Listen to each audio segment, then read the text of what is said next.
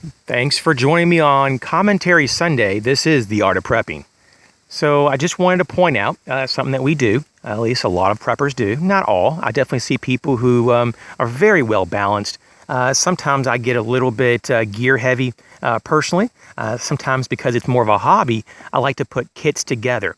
And so it's really easy for me to pull out my bug out bag or an EDC bag and start switching things out or trying to make future orders and planning on trying different gear just because I like doing it. But it can be somewhat of a distraction if you don't keep it in check, because really the larger priorities are going to be things probably that you're going to be needing at home. It's a lot lower likelihood that you're going to be egressing from your home. You're probably going to have a lot better chance of survival if you shelter in place. Of course, not every situation allows you to shelter in place. That's why you have to have bags for egress, like a bug out bag or survival pack. But in most cases, though, you can stay in your home in most emergencies. So it's good to kind of be realistic and say, okay, let's not focus all of our energies and all of our attention to egress bags, because the likelihood is that you're going to be able to probably stay in your home. Now, with that being said, this video isn't really about any of that.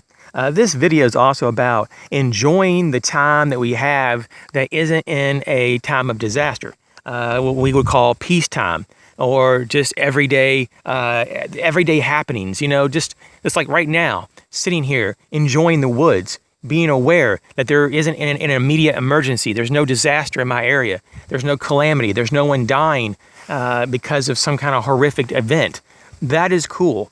And I think that if we dwell on that a lot more, instead of a lot of the what ifs, you definitely need to know the scenarios and the things that happen in your area and the things that can happen to the country.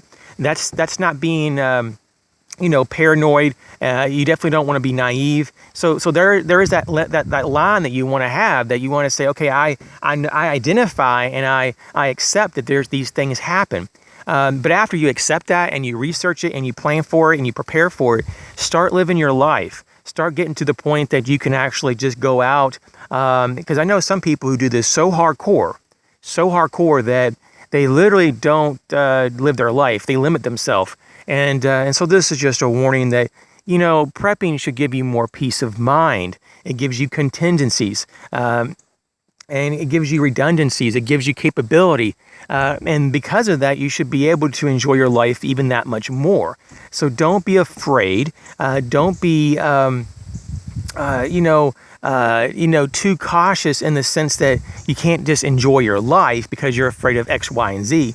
If things are going to happen, they're going to happen. And if you're prepared, you're already prepared. So you don't have to go sometimes overboard.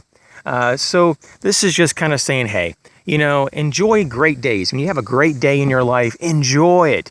Don't entertain all the crud that sometimes we talk about. And some of us are more gloom and doom than others. Some of us are very upbeat. And so we definitely need a balance, of reality versus how we want life to be. And we have a lot of control over that to some degree.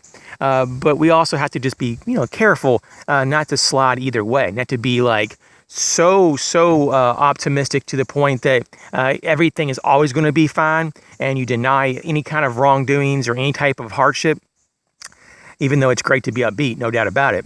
And you don't want to go on the other side and be totally, doom and gloom and everything is doomsday and that tomorrow is the end of the world. You can't live like that and have any kind of quality of life.